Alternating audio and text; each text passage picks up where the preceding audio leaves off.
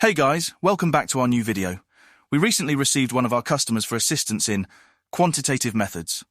Our client provided us some file attachments you can see on your screen with full instructions to understand the problem. To complete this assignment, follow steps ahead. Here's a summarized solution process for each problem.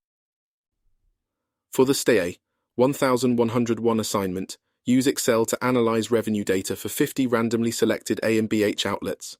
Create a frequency distribution table and histogram, calculate the mean and standard deviation, and determine the probability of revenues being within $1,000 of the mean.